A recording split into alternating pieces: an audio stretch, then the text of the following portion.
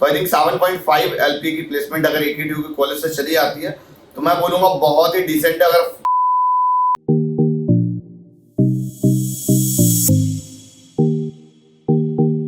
Hello everyone, तो यार जैसे कि मैंने आपको प्रीवियस वीडियो में बताया हुआ था, काफी अच्छा रिस्पांस आ रहा है व्यूज के टर्म्स में।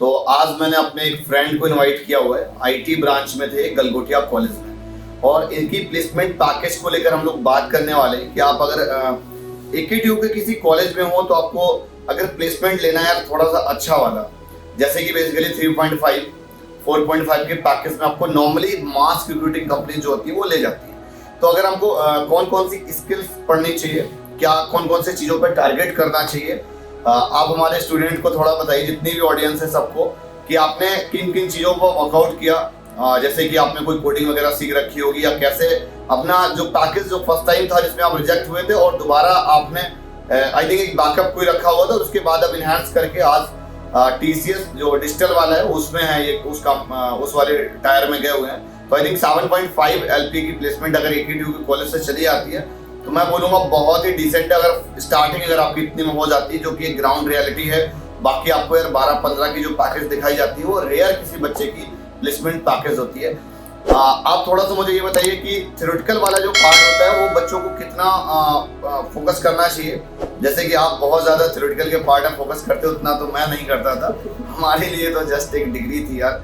तो वो वाला पार्ट बताओ पुरुषोत्तम, क्या है? ये देखिए, थ्योरेटिकल पार्ट में ये होता है कि एक तो आपके 60% तो आपका लगातार रहना चाहिए, और एज अ फर्स्ट ईयर आपका मेरा मानना है कि 70-75 बना के रखिए, क्योंकि आगे जाके आपका थोड़ा ड्रॉप होएगा। हाँ, कि कहीं ना कहीं आगे जाके थोड़ा सा ड्रॉप होने लगता है, क्योंकि आपके ऊपर प्रेशर मेंटेन होता है, एक एलिजिबिलिटी क्राइटेरिया रहता है। क्योंकि आपका ये होता है कि आपका फोकस आगे जाके फर्स्ट ईयर में केवल आपका पढ़ाई पे रहता है, third year fourth second year third year आपको प्लेसमेंट की तरफ भी जाते हैं, आप थोड़ी अदर एक्टिविटीज भी करते हैं, आप कॉलेज के करिकुलम में पार्ट लेंगे बाकी चीज़ों में। तो स्टार्टिंग में थोड़ा 75 के आसपास बना के रखिए, वो बेटर होगा, क्योंकि आप आगे जाके अगर थोड़ा ड्रॉप भी होते तो आप एट द लास्ट 60% बना लें। और अगर हम कोडिंग के टर्म्स में बात करें तो जो फर्स्ट ईयर में आप थे तो देन आपने क्या सीख रखा था फर्स्ट ईयर में? ये देखिए, हमारा तो क्या था कि हम जैसे क्या है कि कंप्यूटर के बैकग्राउंड से थे 11th में, तो हमें C++ पहले से आती थी, तो हमें अडॉप्ट करने में C++ पहले से सीख रखी थी, बेसिक C++ जो हमारी 11th के। हाँ, जो बेसिक वाला पार्ट था वो आपने कवर अप कर रखा था। तो कहीं ना कहीं मैं ये बोलूंगा कि अगर हमने पहले से सीख रखा है कि जब हमारी काउंसलिंग चलती है तो काफी एक मेजर गैप रहता है, तो उस टाइम पे हम सीख सकते हैं 2 महीने के अंतराल में, क्योंकि फर्स्ट ईयर में जो चीज सीख लोगे उसके बाद में धीरे धीरे करके इंजीनियरिंग का कहीं ना कहीं प्रेशर मेंटेन होने लगता है।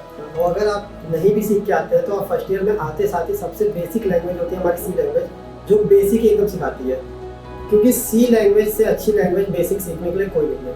वो आपको क्योंकि ज़्यादा बड़ी लैंग्वेज, हाँ, आप अगर किसी भी ब्रांच में होगे C बेसिक तो आपको सीखना ही पड़ेगा। वो हो सकता है आप फर्स्ट सेमेस्टर में पढ़ो, हो सकता है वो आप सेकंड सेमेस्टर में जाके पढ़ो, तो वो आपको कवर करना ही पड़ेगा। और जितना मुझे आइडिया है कि बाकी की लैंग्वेजेस भी अगर आपको पढ़ना है तो आपको C बेसिक अगर आता है तो देन आपको इजी रहता है थोड़ा सा समझने में, क्योंकि हम उसको कोरिलेट कर पा रहे होते हैं पीछे वाले से। अगर आपने C सीखी हुई है तो आप बाकी जल्दी, क्योंकि C एक आपकी बेसिक लैंग्वेज है, तो अगर आप उससे आप आगे बढ़ेंगे तो आपको बेसिक आता होता है पहले। जैसे कि मैंने पाइथन की एक बार वर्कशॉप की हुई थी, तो उसमें कुछ कोरिलेट करके C से बता पा रहे थे वो लोग काफी कुछ। ये होता है, तो अगर आप C कर रहे हो। रही बात एकेडमिक्स के, एकेडमिक्स में 2-3 सब्जेक्ट ऐसे होते हैं जिनको आपको केवल 60% के लिए नहीं पढ़ना चाहिए। अच्छा, जैसे एक होता है डेटाबेस आपका बेसिक है, उसको आपको अच्छे से पढ़ना चाहिए। एक हो गया नेटवर्किंग आपको बेसिक नेटवर्किंग हो गया, और फिर होता है आपका डेटा स्ट्रक्चर। ये 3 सब्जेक्ट। हाँ, डेटा स्ट्रक्चर का तो आज के टाइम पे एक प्रॉपर स्पेशलाइजेशन आ गया है। AKTU के काफी सारे कॉलेज यूनिवर्सिटी में आपको मिल जाएगा जहाँ पर CS स्पेशलाइजेशन में डेटा साइंस आ गया है। तो डेटा साइंस का एक अपना एक अलग स्कोप है, एक अपना एक अलग स्पेशलाइजेशन, उसकी एक अलग दुनिया है, तो उसको भी आपको पढ़ना पड़ेगा। इट्स मीन कि जितना भी आप टेक कोर वाला पार्ट है, जैसे कि अभी सर ने बताया, तो वो आपको कवर अप करके चलना होता है। और अगर लैंग्वेज के टर्म्स में मैं बात करूं कि अगर मेरे को जैसे कि आपकी 7.5 वाली जो पैकेज लगी हुई है, तो आप अपनी थोड़ी सी स्टोरी बताइए कि क्या रही स्टोरी। वो जो प्लेसमेंट जर्नी होती है ना कि थर्ड ईयर के बाद में हम लोग किस तरह से एक तरह से मूव कर रहे होते हैं सीरियस वे में, तो वो वाला पार्ट क्या था? देखिए क्या हुआ कि हमें पहले हम भटके, हम तो बहुत भटके हैं, क्योंकि डाइवर्जन काफी ज्यादा रहता है इंजीनियरिंग में, ये चीज तो मैं भी बोलूंगा, क्योंकि प्रॉपर गाइडेंस नहीं थी। तो पहले हम C++ सीख के आए, फिर इधर एकेडमिक में भी C थी तो हमने C सीखी, फिर अब थोड़ा हमें इंटरेस्ट आया पाइथन में, तो हमने पाइथन में 1-2 कोर्सेज किए। हाँ, कहीं ना कहीं इस चीज को हम थोड़ा सा मिस कर रहे होते हैं, हमको पता नहीं होता, रूट मैप नहीं पता होता कि अगर हम इतना सीख लेंगे तो हमारी पैकेज हम किस कंपनी के लिए अप्लाई कर सकते हैं। जो पूरा रियलिटी वो मैं आपको बता देता हूँ थोड़ा सा यहाँ पे। जैसे सर ने बोला कि 60 से अबव होना चाहिए, वो एक जस्ट एक एलिजिबिलिटी क्राइटेरिया होता है हायर स्टडीज के लिए भी और प्लेसमेंट प्रोस्पेक्टिव से भी। जो कंपनीज आती है वो 60+ मांगेंगी और आपका आई थिंक बैक नहीं होना चाहिए, यही लोग बोल होता है। अगर बैक होती है तो उसको क्लियर करने का आई थिंक टाइम वगैरह भी देते हैं वो लोग। कुछ कंपनियां टाइम देती हैं, कुछ कंपनीज टाइम देती हैं। जैसे क्या है कि टीचर्स कहते हैं कि आप एक बैक के साथ अलाउ कर सकते हैं। अच्छा, अलाउ कर सकते हैं एट द प्लेसमेंट के पॉइंट ऑफ व्यू जब वो ले रहे होते हैं हमारा, जब तक ज्वाइनिंग होगा तब तक क्लियर होना चाहिए। हाँ। कुछ कंपनियां होती है जो कहती है कि नहीं आपको 0 बैकलॉग होनी चाहिए जब आपका क्या कहते हैं। तो अल्टीमेटली क्या है ना कि मैं बोलूंगा कि एकेडमिक्स में आप बताइए, आपको ज्यादा एक्सपीरियंस है प्लेसमेंट वाला, कि एकेडमिक में बहुत ज्यादा कुछ फोकस करना चाहिए। नहीं, हमने आपको 3 सब्जेक्ट बताया, उसको आप बिना एकेडमिक उसको ये ना सोचे कि 60 के लिए पढ़ना है, बाकी आप हाँ उसमें मतलब प्रैक्टिकल नॉलेज हमको होना चाहिए। और थोड़ा सा लैंग्वेज के टर्म्स में बताओ कि जैसे जावा भी सीख रखी थी जितना मुझे पता है। हाँ, खूब मेहनत कर रखी है। तो और उसके अलावा और कौन सी लैंग्वेज सीखी? जावा में एडवांस भी सीख रखा था। हमने जावा बेसिक किया, कोर किया पहले, फिर एडवांस किया जिससे वेब डेवलपमेंट वगैरह होता है। और आप ये आपके ऊपर डिपेंड करता है कि आप पाइथन सीखना चाहते हैं कि जावा सीखना चाहते हैं। देखिए सीधी बात है, सी और सी प्लस प्लस का उतना स्कोप नहीं है। मैं ये नहीं कह रहा कि स्कोप ही नहीं है, क्योंकि जो काम सी और सी प्लस प्लस कर रहे हैं वो आज भी जावा और पाइथन नहीं कर सकते।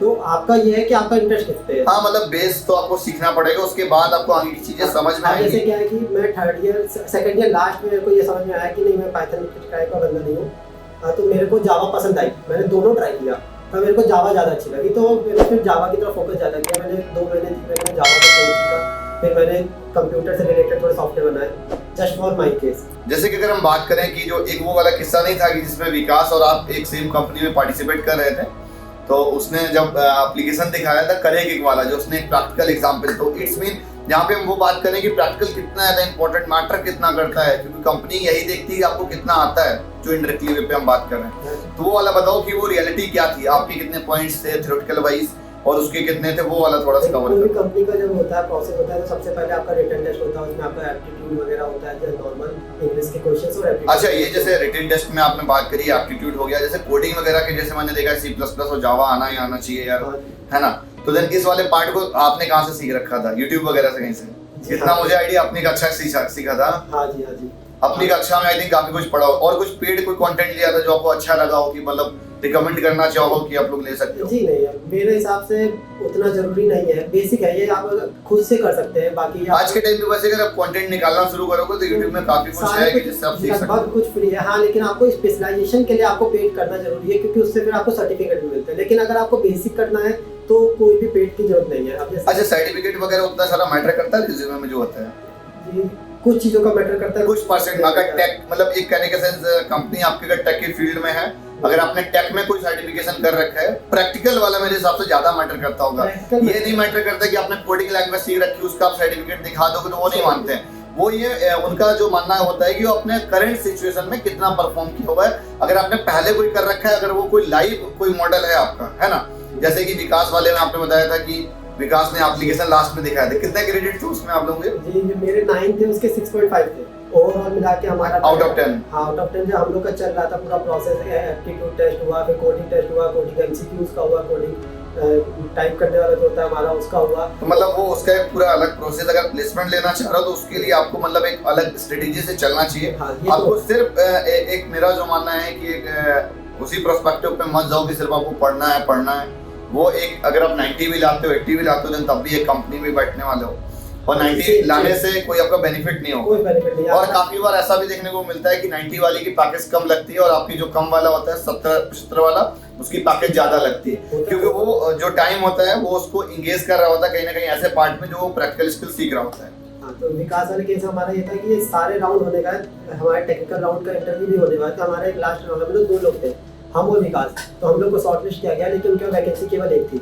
तो फिर फाइनल हुआ कि एक और राउंड ले लेते हैं इंटरव्यू। हाँ। तो उस राउंड का इंटरव्यू हुआ, तो फिर वहाँ पे हम लोगों ने बात की कि आपने एकेडमिक में कर क्या रखा है, कि एकेडमिक के अलावा क्या किया आपने 3 साल अब बियॉन्ड एकेडमिक का मतलब ये नहीं कि आपने लूडो खेला और उसका सर्टिफिकेशन मिल गया। मेरी बात समझो, आपने किसी ग्रुप में मतलब क्लब वगैरह होते हैं वहाँ पर पार्टिसिपेट करने में काफी बार आपको सर्टिफिकेशंस मिलेंगे। वो सर्टिफिकेशन कोई मतलब उसका उनको कोई अस्तित्व नहीं होता, उतना इंपॉर्टेंट नहीं रखते वहाँ पे। जो इम्पोर्टेंट चीज ये है कि आपने जो कंपनी को चाहिए, सिंपली समझो यार, कॉलेज एक कैंपस होता है, बीच में इधर स्टूडेंट हो गया और इधर आपकी प्लेसमेंट हो गई, तो और इधर प्लेसमेंट के बाद में आप कहाँ जाओगे? कंपनी में। तो कंपनी को एक ऐसा कैंडिडेट चाहिए जो उसको कुछ आता हो और जिसके ऊपर कुछ अपनी रिस्पॉन्सिबिलिटीज छोड़ पाए या उसका आप कुछ काम कर पाओ। तो सिंपली क्या हुआ कि स्टूडेंट कैंपस में गया और कैंपस में उस तरह से आपको प्रिपेयर करना है अपने आप को कि आपको कोई देख कर ले जाए। होता है ना कि काफी बार हम अपने आप को इस तरह से एनहांस करेंगे कि हमारी प्लेसमेंट एक अच्छी खासी हो जाए, मैं ये बोलूंगा यहाँ पे। मेन पोर्टफोलियो है। तो जब विकास ने वो एप्लीकेशन दिखाया था तो वहीं से उसने उनको शॉर्टलिस्टिंग कर दिया था। इन्होंने कोई लाइव मॉडल नहीं बनाया था, आता सब कुछ था। मेरे पास स्टैंड अलोन सॉफ्टवेयर थे जो मेरे सिस्टम पे चलते थे। हम आपको बेचेंगे, जैसे एक मेडिकल स्टोर का सॉफ्टवेयर है वो मेरे पास है, हमने मेरा खुद का बनाया हुआ। हम आपको सेल करेंगे, आप हमसे खरीद लेंगे क्योंकि आपको जरूरत है अगर मेडिकल स्टोर हो, लेकिन वो केवल एक इंसान के यूज का है। उसका पर्टिकुलर यूजर के लिए उसका वो गूगल प्ले पे एक एप्लीकेशन बन रही है, उसके इतने लोग रिव्यूज दे रहे हैं, इतने लोग डाउनलोड्स हैं। एक उसकी खुद की भी एप्लीकेशन उसने बना रखी थी। हाँ, एक वीडियो को सिलेबस को लेके और कुछ उसने सैंपल पेपर वगैरह डाल रखे थे, वही वाली ना? नहीं, एक उसकी थी क्या कहते हैं क्विज हैक करके थी। उसका काम ये था कि क्या कहते हैं कि जैसे आपको एक क्विज दे रहा है तो उसमें क्या है कि 4 ऑप्शंस होते हैं, वो आप अपने मोबाइल में एप्लीकेशन ऑन कर दीजिए, आप दीजिए, वो आपको तुरंत आंसर बताती जाएगी।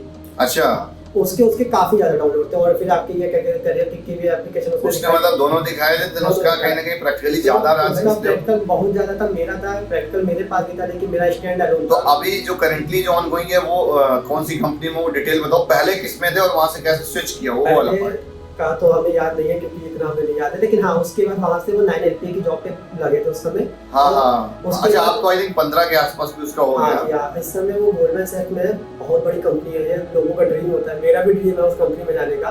तो वो परस्यू कर रहा है क्योंकि हम उससे एक तरह से देखा जाए 1 साल पीछे, तो हम 1 साल बाद जा पाएंगे क्योंकि वो 1 साल पहले से प्रैक्टिकल कर रहा है। हमने प्रैक्टिकल करना स्टार्ट किया अक्टूबर-नवंबर के बाद जब कंपनी में आए थे TCS में। क्योंकि जब मैं उस टाइम पे कुछ कॉलेज अपने एप्लीकेशन डिजाइनिंग के लिए सीक आउट कर रहा था कैंपस के अंदर, तो एक ही कैंडिडेट मिला था, वो भी इन्हीं के रेफरेंस से। तो वो प्रैक्टिकल कर रहा है, हम लोग को पता है वो कर रहा है, लेकिन उस पता होने के बाद भी हमने वो गलती की है।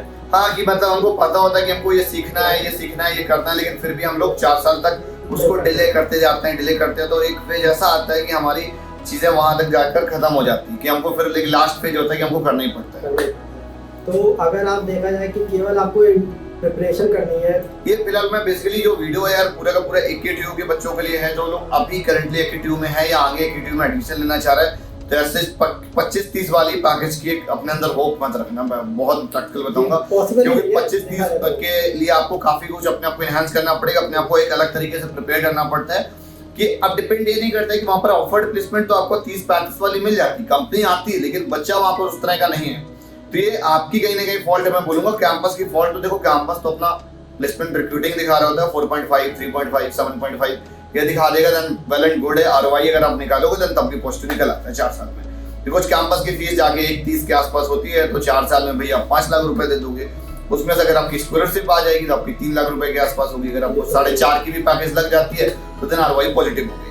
ये तरीका है। तो देन और थोड़ा सा कुछ बताना चाहो टेक के पार्ट में, अगर जैसे जो फर्स्ट ईयर में हो या सेकंड ईयर में हो, तो कौन सी चीजों का ज्यादा ध्यान रखना चाहिए? देखिए, फर्स्ट ईयर और सेकंड ईयर में तो मेन होता है कि फर्स्ट ईयर के लास्ट तक आपको कम से कम ये पता होना चाहिए कि आप किस फील्ड के लिए बने हैं।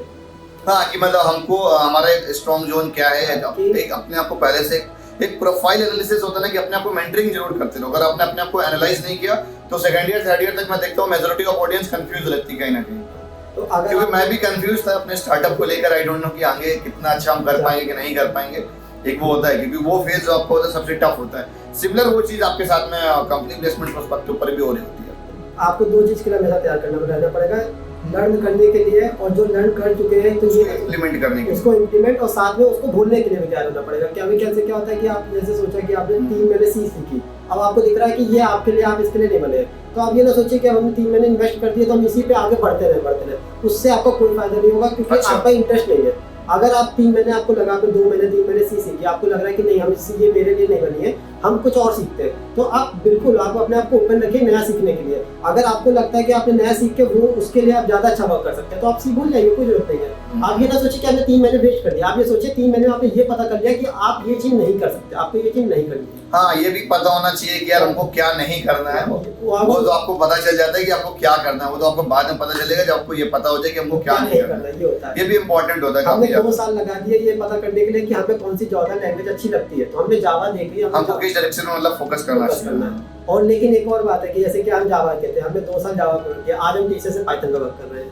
ये माइंडसेट नहीं होना चाहिए कि हम केवल इसी पे वर्क करेंगे। आपको जो अपॉर्चुनिटी मिल रही है, क्योंकि अंदर के प्रोजेक्ट वगैरह भी चेंज होते रहते हैं। हाँ, बिल्कुल। अभी कैसे वर्क कर उसमें कंपनी अंदर क्या प्रोफाइलिंग पे? इस समय हम एज अ डेटा इंजीनियर पर वर्क कर रहे हैं। ये मेरा काम है डेटा इंजीनियर का, लेकिन अगर आप अच्छा, मतलब काम अंदर क्या होता है? काम डेटा इंजीनियर में आपको मेन क्या है, डेटा लेक तैयार करनी पड़ती है पूरी, data pipeline, data lake, data से रिलेटेड। इससे ज्यादा हम अपने टीचर्स के बारे में बता नहीं सकते। अच्छा हाँ, वो तो कंपनी का रहता है, ठीक है। बता नहीं सकते। तो यार कंपनी के लिए सिंपल सा मॉडल समझ में आ गया होगा। और जैसे कि अभी कुछ कोडिंग लैंग्वेज मैं बता देता हूँ, आपको सी आनी चाहिए बेसिक, उसके हेल्प से पाइथन आप सीख सकते हो, C++ आना चाहिए, जावा सीख सकते हो। आई थिंक बेसिक और एडवांस दोनों आना चाहिए जावा में। ये आपको डिपेंड करता है कि अगर आपको वेब डेवलपमेंट एज अ जावा करना है, जावा यूजिंग, तो आपको एडवांस सीखने की जरूरत है। अगर आपको बेसिक आता है, अच्छा, मतलब कोड ज्यादा कंपनी में जैसे काफी बार होता है ना, कोड आ जाता है, कोड वगैरह भी मैंने सुना है कि कराते हैं, वो क्या चीज होता है? वो जैसे को इसको कहते हैं कोडिंग पार्ट। कोडिंग में होता है कि आपको एक या दो जितने भी क्वेश्चन है, प्रॉब्लम्स होती हैं, आपको उसको सॉल्व करके देना होता है। उसके लिए आपका कोर जावा, कोर पाइथन ये आती है, तो आप कर वो आपको यूज करना होता है, वो यूज करके आप कर सकते हैं कोई भी लैंग्वेज है। तो वो आप C++, .NET, जावा, C# किसी पे भी आप कर सकते हो। इट्स मीन कि आपकी तीन लैंग्वेज में मिनिमम पकड़ होना ही होना चाहिए, है ना?